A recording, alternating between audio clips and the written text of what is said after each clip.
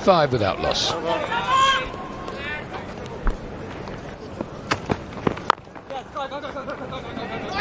That was in the gap, and that was way out if he'd hit, wasn't it? Blimey. I think he'd given up.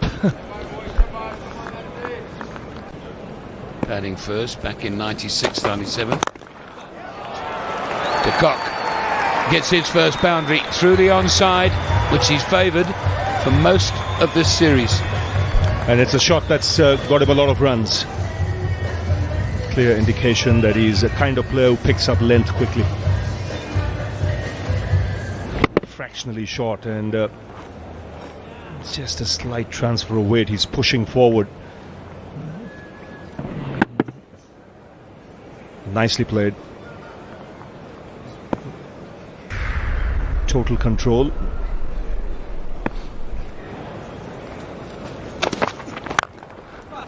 Down the wicket, and 4 more. 18 without loss, 4 gone.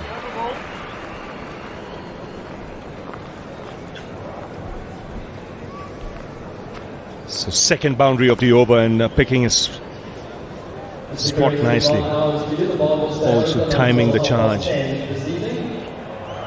very well. Bowler not able to change his length once he delivered. Thanks, Robin. Oh, that's not a bad delivery. That is a beauty. You'll be pleased with that.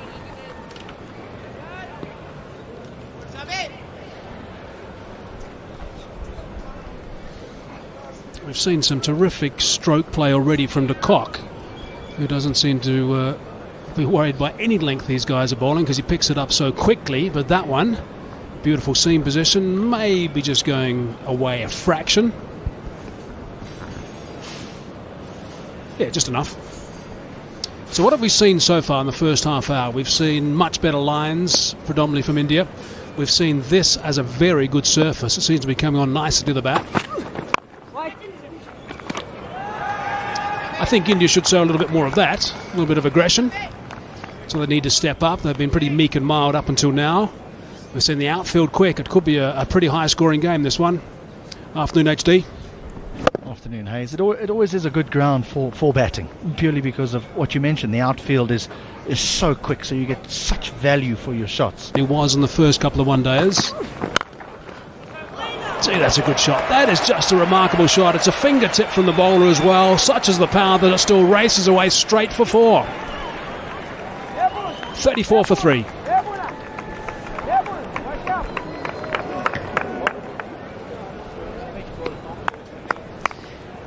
Well, that was certainly a stroke of a man in a rich vein of form.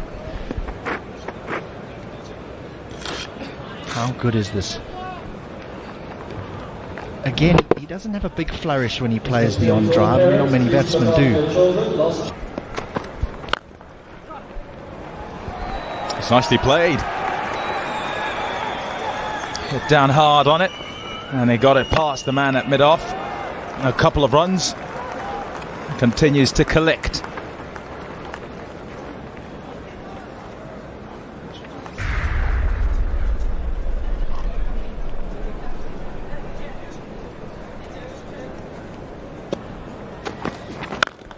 Shot, beautiful shot. 4 runs. What a way to bring up the 50 for South Africa. He's in good touches, Quinton De kock, and he's showing it again today. Another example, some wonderful timing.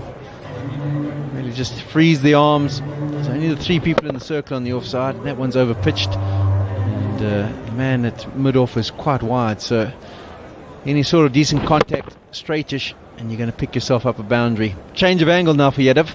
He's decided he's going to come round the wicket, try and tuck De kock up. That'll allow him to free his arms. Hasn't got that through, and he's not happy. Here's De kock. Here's Yadav.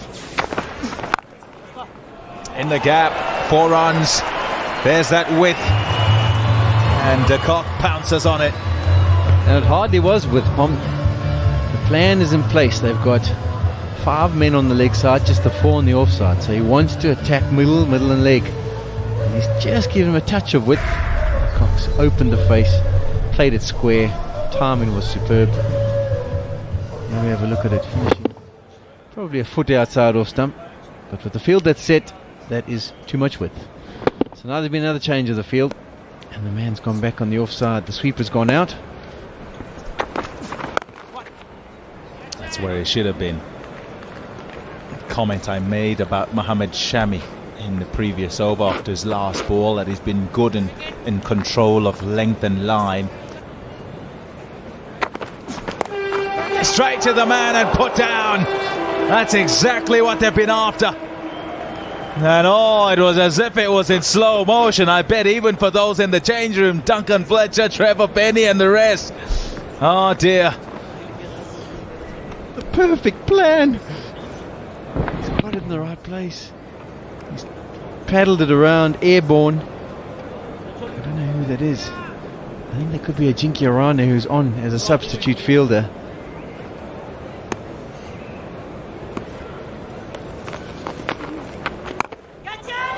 That's up in the air. And put down. Well, he just seemed to have judged it, Yuvraj Singh. This could be a costly miss here from the Indian point of view. He's one of the best fielders in the Indian side. He did all the right things. Got two hands to it. And the ball going to ground.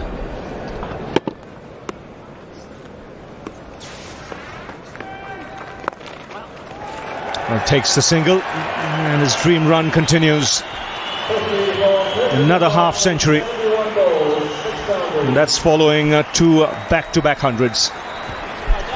And wickets fell all around him today, so he stayed very calm, played very well. Busy resurrecting the innings with his captain, Abby de Villiers. So just growing in stature, Quinton De kock.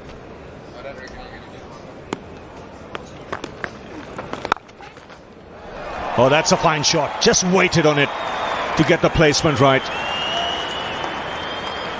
And that's a boundary to end the over. 96 for 3.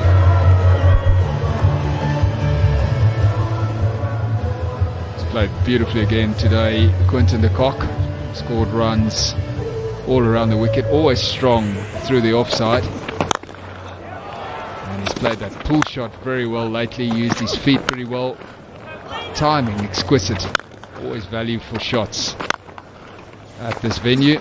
It's a good pitch as well, ball coming onto the bat, and Quinton De kock again in complete control.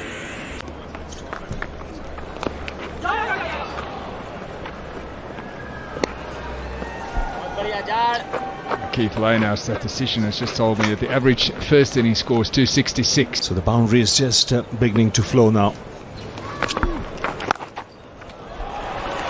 Nicely placed. Finds the boundary. Just fractionally shorter from Ashwin. It gave De kock enough time to rock onto that back foot. Tough chance. Sometimes they go in and sometimes they don't, and that's another boundary. I was just talking about his ability to place the ball to perfection, and here's another example of exactly that. Well, he does pick his spots well. Big gap between long on and deep mid wicket, and you can see he gets himself into a position where he can play the ball in that direction and gets close to the line of the ball and the pitch of the ball.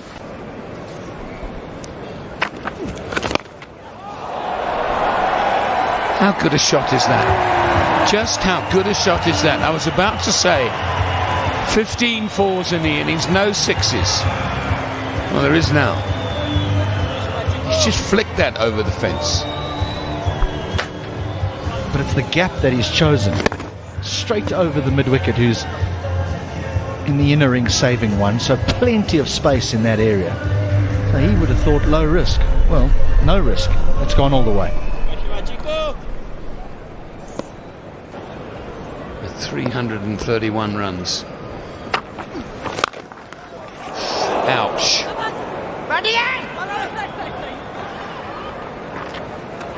Maybe lay down for a little bit too long then. Missed out on the single.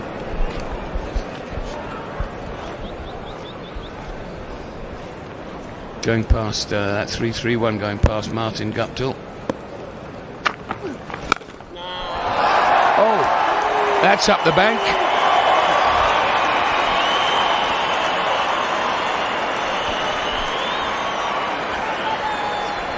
.168 for 3. Yeah, sometimes as a batsman you can get into your mind and you get stuck just hitting the ball up the ground for 1. So the ability to, when you get a bad ball, to find the boundary.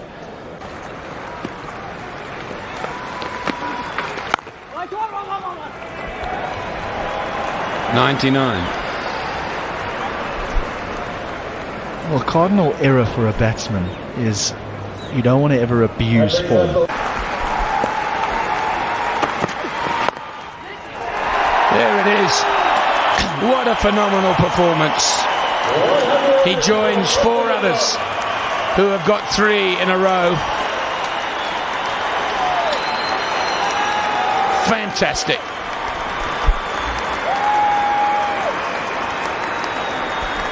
The answer to your question is yes, he can. 116 balls, 9 fours, 2 sixes, also his 3rd consecutive 100. To get 1 is an achievement. To get 2 is quite brilliant. This is phenomenal performance from Quinton De kock. 300s on the bounce against the number 1 ODI playing side in the world. Let's have a look at this young man's 3rd successive 100 and some of the shots that he's played.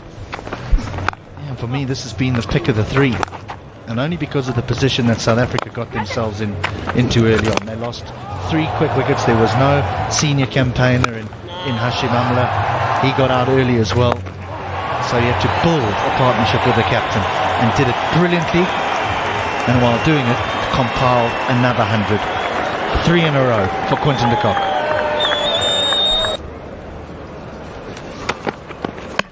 Bowled him out, looking for a big shot towards the end of the over. So Ishant Sharma gets his 3rd wicket. But wow, what an innings this has been.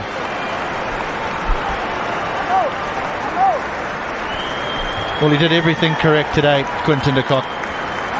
Absorbed the pressure that India had exerted early on in the South African innings, built a partnership with A.B. de Villiers, and then eventually went to a well-deserved 3rd one-day international 100 in a row. 101 from 120 balls, 9 fours, 2 sixes, Quinton De kock.